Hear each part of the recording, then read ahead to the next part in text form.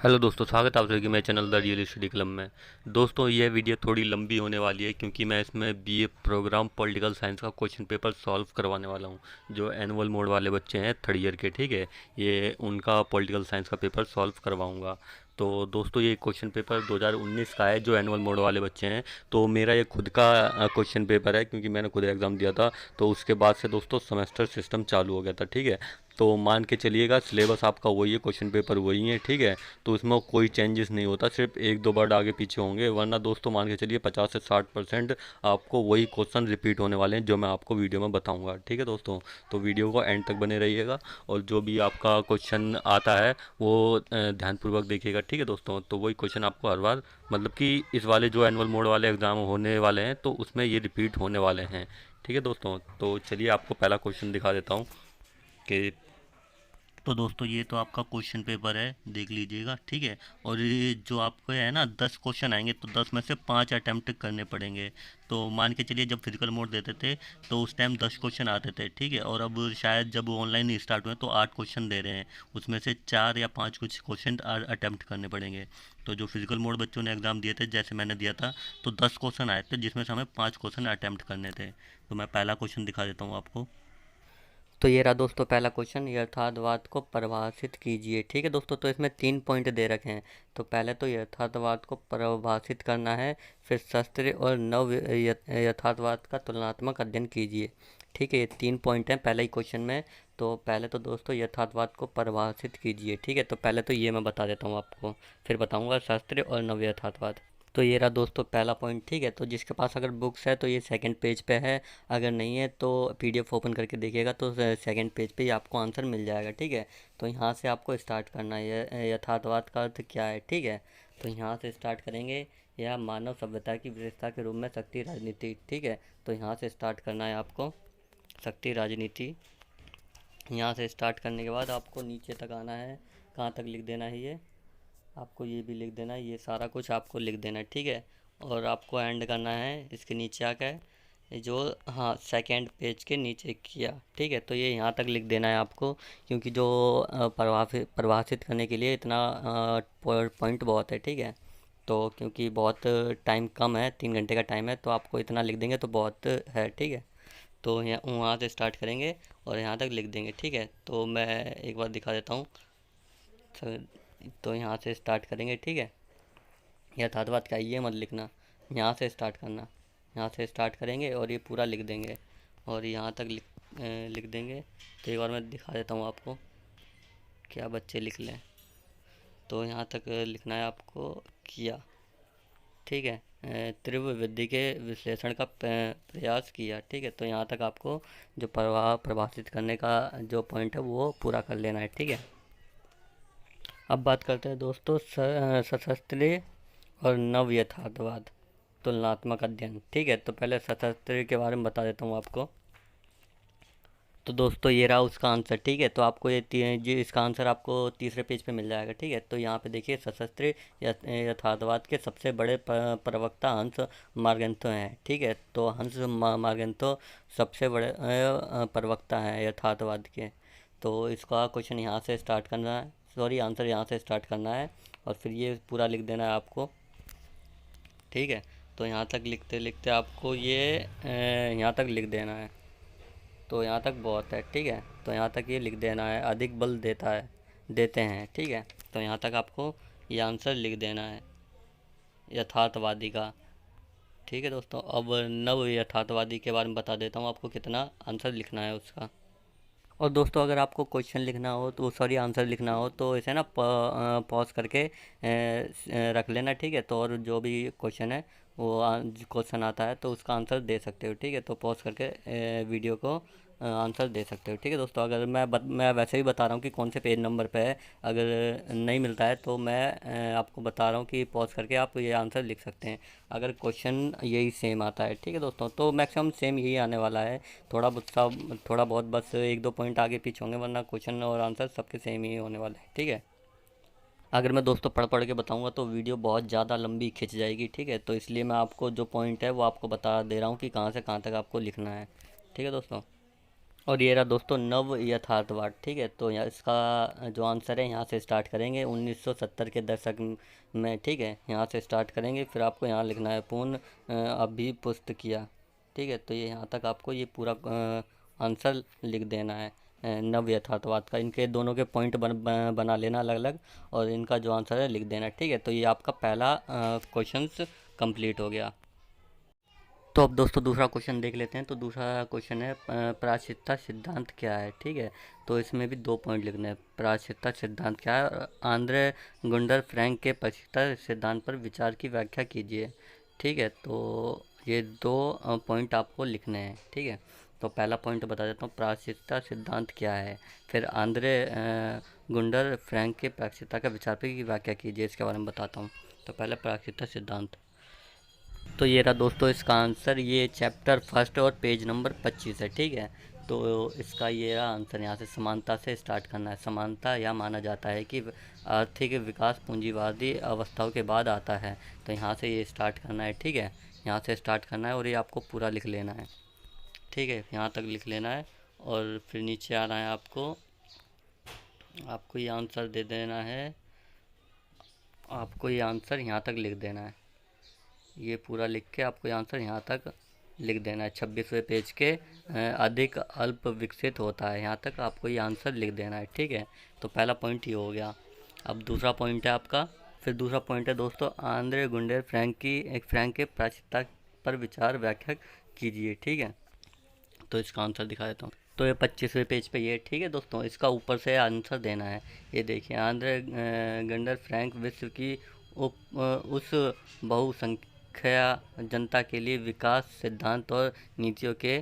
ठीक है, तो आपको ये यहाँ से स्टार्ट करना है, यहाँ से स्टार्ट करना है और इसका आंसर आपको दोस्तों यहाँ तक देना है अभी। ठीक है, पहला तो पॉइंट यहाँ से यहाँ तक हो गया। ठीक है, 25वें पेज पे। और फिर इसके बाद दोस्तों जो लिखना है आपको, नीचे आना है 25वें पेज के, और नीचे आने के बाद फिर 26वां पेज आ जाएगा दोस्तों। तो आपको ये यहाँ से स्टार्ट करना है। वो पॉइंट होगा एक, फिर दूसरा पॉइंट यहाँ से। ठीक है, दूसरी ओर आंद्रे गंडर फ्रैंक का मानना है। ठीक है, तो दूसरी ओर मत लिखना, आपको यहाँ से लिख देना आंद्रे से।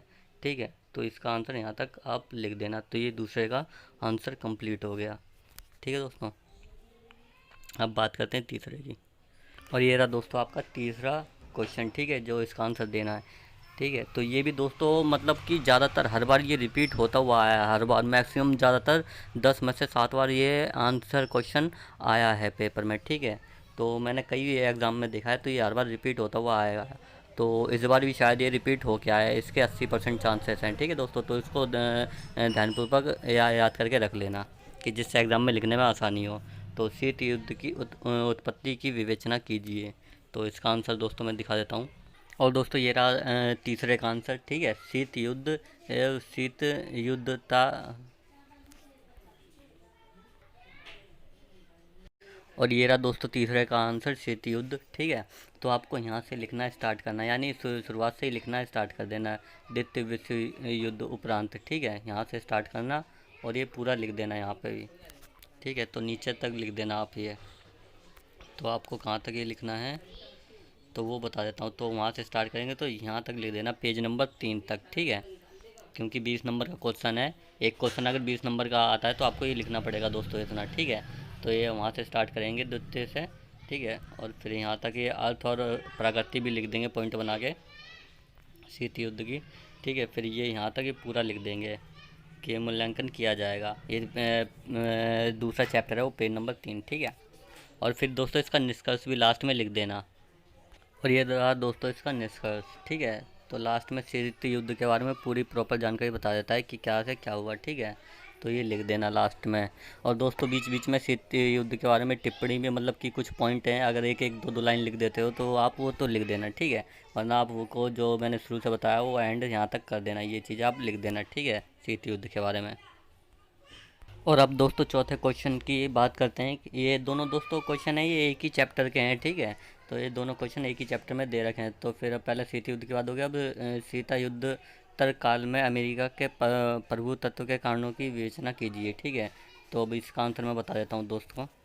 इसका आंसर दिखा देता हूँ। तो ये सेकंड चैप्टर में ही है इसका आंसर भी। ये रहा दोस्तों इसका आंसर, ठीक है। तो ये 29वां पेज नंबर है सेकंड चैप्टर का।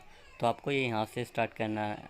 अमेरिका द्वारा अगस्त 1945 में जापान पर परमाणु बम हमले ने इस विश्व को बल दिया, ठीक है। तो आपको यहाँ से स्टार्ट करना है ये, और ये पूरा लिख देना है, ठीक है।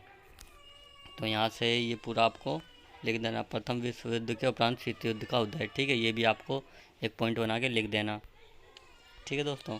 और ये आपको यहाँ तक ये लिख देना है जो चौथा क्वेश्चन है आपका, ठीक है। और फिर आपको ये शीत युद्ध के कारण ये भी आपको लिख देना है, ठीक है। तो ये आपको वहाँ से स्टार्ट करना है ये पूरा, और ये यहाँ तक लिख देना है। तो पेज नंबर 29 से स्टार्ट करना और पेज नंबर 30 पे आपको एंड मिलेगा, ठीक है दोस्तों। तो ये ध्यान रखिएगा, अमेरिका द्वारा 15 अगस्त 1945 से स्टार्ट करना है और ये पूरा लिख देना है। फिर इसके बाद आना है पेज नंबर 30 पे, तो आपको ये भी लिख देना है, ठीक है। और यहाँ तक आपको ये आंसर दे देना है, ठीक है। तो इसका देख लेना, ठीक है दोस्तों। ये चौथे का आंसर हो गया। अब बात कर लेते हैं दोस्तों पाँचवें क्वेश्चन की। क्या भारत एक उभरती हुई शक्ति है, पुष्टि कीजिए। तो दोस्तों ये भी आपका आंसर मतलब आता ही आता है, ठीक है। तो ये भी मैंने बहुत से पेपरों में देखा, ये आंसर क्वेश्चन रिपीट होके ज़रूर आता है। तो इसका दोस्तों आंसर मैं दिखा देता हूँ कहाँ से आपको लिखना है इसका आंसर। दोस्तों बस एक चीज़ और बता दूं कि इसमें ना एक दो वर्ड आगे पीछे होंगे, वरना इनके आंसर सेम रहने वाले हैं, ठीक है। तो आप है ना ध्यान से पढ़ के अपने आंसर दे सकते हो। तो आंसर वही सेम रहेंगे, बट दोस्तों जो क्वेश्चन है, क्वेश्चन का जैसे एक दो वर्ड आगे पीछे लिख सकते हैं कुछ अलग तरीके से, ठीक है। तो इसका आंसर मैं अब बता देता हूँ आपको। तो दोस्तों ये रहा उसका आंसर, ठीक है, पाँचवें का। जो पाँचवा क्वेश्चन था उसका आंसर है भारत एक उभरती शक्ति, ठीक है। तो आपको यहाँ से स्टार्ट करना है ये, ठीक है। आपको ये पूरा लिख देना है, यहाँ से स्टार्ट करके आपको ये पूरा लिख देना है। भारत की आज़ादी के 62 वर्ष में भारत तथा विश्व में आमूल परिवर्तन हुए, ठीक है। तो आपको यहाँ से स्टार्ट करना है और फिर ये पूरा लिख देना है आपको। तो ये नीचे तक मैं आपको धीरे धीरे करके दिखा रहा हूँ कि जैसे कि आप लिख सको। और ये पेज नंबर दोस्तों 50 है, ठीक है, थर्ड चैप्टर और पेज नंबर 50। तो ये यहाँ तक लिख देना और फिर नीचे आना, ये पूरा लिख देना नीचे तक, ठीक है दोस्तों। क्योंकि 20 नंबर का शायद एक क्वेश्चन होगा, तो आपको ये ज़रूर लिखना पड़ेगा। तो ये यहाँ तक, ठीक है। तो यहाँ तक आपको ये स्थापित कर सकता है। तो यहाँ तक ये आपको ये पूरा लिख देना है, ठीक है दोस्तों। तो ये तो हो गया पाँचवें का आंसर। अब दोस्तों बात करते हैं छठे क्वेश्चन की। ये भी क्वेश्चन दोस्तों आपको थर्ड चैप्टर में मिल जाएगा, ठीक है। ये पांचवा और छठा एक ही चैप्टर का क्वेश्चन है, ठीक है। तो ये जो छठा क्वेश्चन है ये भी आपको थर्ड चैप्टर में मिल जाएगा, ठीक है। तो ये अब पढ़ के बता देता हूँ क्या है इसमें। तो भारत की विदेश नीति के ऐतिहासिक एवं आर्थिक कारकों का विश्लेषण कीजिए, ठीक है दोस्तों। तो इसका भी आंसर मैं दोस्तों आपको दिखा देता हूँ। तो ये भी दोस्तों मैक्सिमम चांस है ये क्वेश्चंस रिपीट होते ही होते हैं, ठीक है। तो ये भी शायद इस बार रिपीट हो, तो मैं आपको इसका आंसर दिखा देता हूँ। तो जिससे कोई दोस्तों आपको दिक्कत नहीं होगी ढूंढने में, मैं आपको इसका आंसर दिखा देता हूँ। तो दोस्तों ये रहा इसका आंसर, भारत की विदेश नीति, ठीक है। तो आपको यहाँ से स्टार्ट करना है, अंतर्राष्ट्रीय से यहाँ से स्टार्ट करना है, अंतर्राष्ट्रीय संबंधों का इतिहास, ठीक है। तो आपको यहाँ से स्टार्ट करना है, ये पूरा लिख देना है। चैप्टर नंबर तीसरा है और पेज नंबर 23, ठीक है। तो आपको यहाँ से स्टार्ट करना है और ये नीचे तक आपको लिख देना है आपको। पेज नंबर दोस्तों आपका, सॉरी, पेज नंबर 47 है, जो साइड में दे रहा है ना, यहाँ पे देखना दोस्तों, जो साइड में पेज नंबर 47, ठीक है। तो इसको आपको ध्यान रखना, इससे आप ढूंढ नहीं पाओगे। वैसे मैं बता रहा हूँ चैप्टर नंबर तीसरे का 23 पेज नंबर, ठीक है। तो ये भी आपको मिल जाएगा। और साइड में 47 पेज नंबर है, ठीक है। तो वो वहाँ से स्टार्ट करना है, ऊपर से, यहाँ से भारतीय अंतर्राष्ट्रीय से, और ये नीचे तक आपको लिख देना है। तो ये पूरा आपको लिख देना है, ठीक है दोस्तों।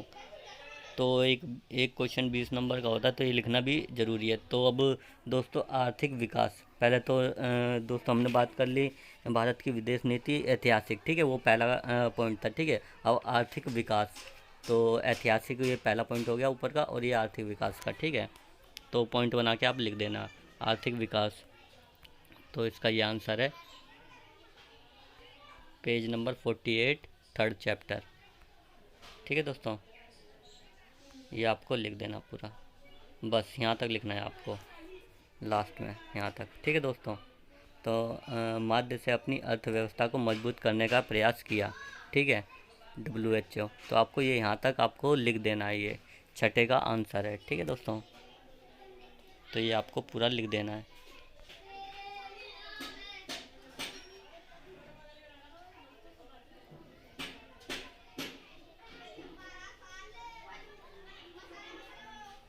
ठीक है, ये हो गया छठे का आंसर। अब दोस्तों सातवें आंसर की बात कर लेते हैं।